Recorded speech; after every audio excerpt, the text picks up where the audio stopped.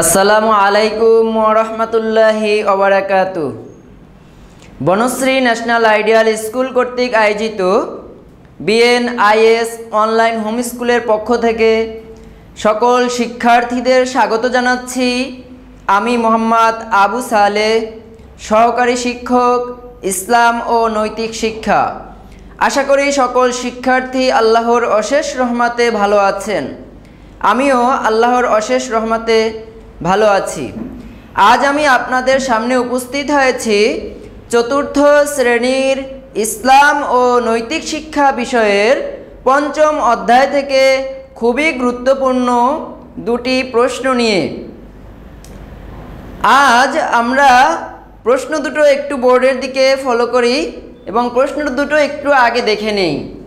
প্রথম প্রশ্ন হলো, শিশু মুহাম্মদ সাল্লাল্লাহু আলাইহি ওয়াসাল্লাম কিভাবে অন্যের অধিকার সংরক্ষণ করেছেন, বর্ণনা করো। এই অধ্যায়ের শুরুতেই রয়েছে আমাদের প্রিয় নবী মুহাম্মদ সাল্লাল্লাহু আলাইহি ওয়াসাল্লামের জীবনী নিয়ে। মহানবী সাল্লাল্লাহু আলাইহি ওয়াসাল্লামের সম্পর্কে আজ আমরা শিখতে চেষ্টা করব। যে প্রশ্ন হচ্ছে, শিশু মুহাম্মদ সাল্লাল্লাহু আলাইহি ওয়াসাল্লাম কিভাবে অন্যের অধিকার সংরক্ষণ করেছেন, বর্ণনা করো।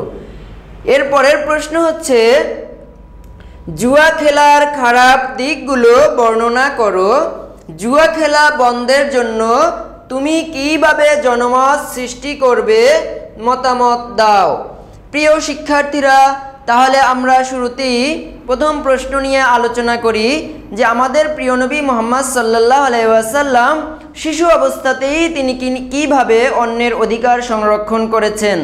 প্রিয় শিক্ষার্থীরা, আমাদের মহানবী হযরত মুহাম্মদ সাল্লাল্লাহু আলাইহি ওয়াসাল্লাম হলেন বিশ্বের মহামানব, মানবতার শ্রেষ্ঠ এবং মুক্তিদূত। রাসূল পাক সাল্লাল্লাহু আলাইহি ওয়াসাল্লাম ছোটবেলা থেকেই তিনি অন্যের অধিকার সংরক্ষণ করেছেন। তার বাস্তব প্রমাণ হলো, তার দুধমা হালিমা যখন তাকে লালন পালন করেছেন, তখন তিনি তার দুধমা হালিমার যখন একটি স্তন পান করতেন এবং আরেকটি স্তন তার দুধ ভাইয়ের জন্য রেখে দিতেন।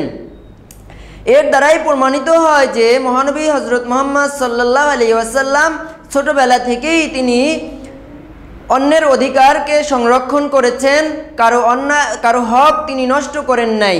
প্রিয় শিক্ষার্থীরা, তাহলে আজ এ বিষয়ে আমরা প্রশ্নের আলোকে উত্তরটা দেখে নেই। প্রশ্ন হলো, শিশু মুহাম্মদ সাল্লাল্লাহু আলাইহি ওয়াসাল্লাম কিভাবে অন্যের অধিকার সংরক্ষণ করেছেন, বর্ণনা করো। উত্তর, মহানবী সাল্লাল্লাহু আলাইহি ওয়াসাল্লাম ছোটবেলা থেকেই অপরের অধিকার সম্পর্কে অত্যন্ত সজাগ ছিলেন। শিশু অবস্থায় তিনি অন্যের অধিকার সংরক্ষণ করেছেন। তার দুধমা হালিমার একটি পুত্র সন্তান ছিল। তিনি সর্বদা একটি স্তন থেকে দুধ পান করতেন, বাকি একটি স্তন তার দুধ ভাইয়ের জন্য রেখে দিতেন। ছোটবেলা থেকেই তিনি অপরের দুঃখে দুঃখ পেতেন, অন্যের কষ্টে কষ্ট পেতেন, অন্যের ব্যথায় ব্যথিত হতেন। তিনি অন্যায়ের প্রতিবাদ করতেন। কারো কোনো অসুবিধা হলে তা দূর করার চেষ্টা করতেন। অসহায় ও নিপীড়িত মানুষকে সাহায্য করতেন। সাধ্যমতো মানুষের সেবা করতেন।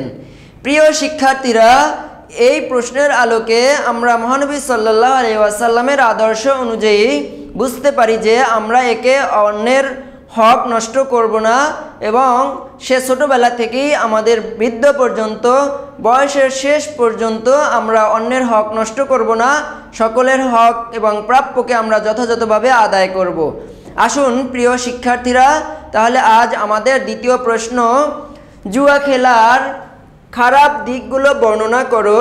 জুয়া খেলা বন্ধের জন্য তুমি কিভাবে জনমত সৃষ্টি করবে, মতামত দাও। প্রিয় শিক্ষার্থীরা, জুয়া খেলা একটি মারাত্মক অপরাধ। সমাজের মধ্যে নানা অপকর্মের সৃষ্টি হয় জুয়া খেলার মাধ্যমে। জুয়া খেলা প্রসঙ্গে একদা আরব সমাজের মধ্যে মহানবী সাল্লাল্লাহু আলাইহি ওয়াসাল্লাম এর ছোটবেলায় একটি যুদ্ধ সংগঠিত হয়, যে যুদ্ধ দীর্ঘায়িত ছিল 5 বছরের উপরে। সে যুদ্ধে মহানবী সাল্লাল্লাহু আলাইহি ওয়াসাল্লামও অংশগ্রহণ করেছিলেন। সে মহানবী সাল্লাল্লাহু আলাইহি ওয়াসাল্লাম ছিলেন তখন খুবই ছোট। তার চাচা জুবাইর রাদিয়াল্লাহু এর সাথে তিনি এই যুদ্ধে অংশগ্রহণ করেছিলেন। মহানবী সাল্লাল্লাহু আলাইহি ওয়াসাল্লাম এই যুদ্ধে শত্রুদের পক্ষ থেকে যে তীরগুলো আসতো সেগুলো তিনি কুড়িয়ে নিয়ে তার চাচার হাতে তুলে দিতেন। মহানবী সাল্লাল্লাহু আলাইহি সাল্লাম ভাবতে লাগলেন, এভাবে যদি সমাজের মধ্যে সাধারণ কিছু বিষয় নিয়ে বা এই সমাজের কুসংস্কার বা অন্যায় অপরাধ নিয়ে এভাবে যুদ্ধ চলতে থাকে তাহলে সমাজে মারাত্মক আকার ধারণ করবে। তখন মহানবী সাল্লাল্লাহু আলাইহি ওয়াসাল্লাম তিনি এই কুসংস্কার বা এই অপরাধগুলো দূর করার জন্য তিনি আপ্রাণ চেষ্টা করলেন। এ বিষয়ে আমরা আজ প্রশ্নের আলোকে দেখতে পাই যে প্রশ্ন হলো, জুয়া খেলার খারাপ দিকগুলো বর্ণনা করো এবং জুয়া খেলার বন্ধের জন্য তুমি কিভাবে জনমত সৃষ্টি করবে মতামত দাও। উত্তর, জুয়া খেলা মারাত্মক অপরাধ। এতে সুসম্পর্ক নষ্ট হয়, শত্রুতা বাড়ে, অনেক কলহ ও মারামারি হয়, যুদ্ধ বিগ্রহ ঘটে। একদা আরব দেশে ওকাজ মেলায় জুয়া খেলাকে কেন্দ্র করে কুরাইশ ও কায়েস বংশের মধ্যে এক ভয়াবহ যুদ্ধ সংগঠিত হয়। এ যুদ্ধ দীর্ঘ 5 বছর স্থায়ী ছিল। অনেক লোক এ যুদ্ধে মৃত্যুবরণ করে। এ যুদ্ধই ইতিহাসে হারবুল ফিজার বা অন্যায় সমর নামে পরিচিত। এ যুদ্ধটিকে ইসলামের ইতিহাসে হারবুল ফিজার নামে পরিচিত। জুয়া খেলা বন্ধের জন্য যা যা করা দরকার সেগুলো হলো: 1.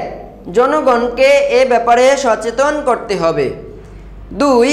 জুয়া খেলার খারাপ দিকগুলো জনসাধারণের নিকট তুলে ধরতে হবে। 3.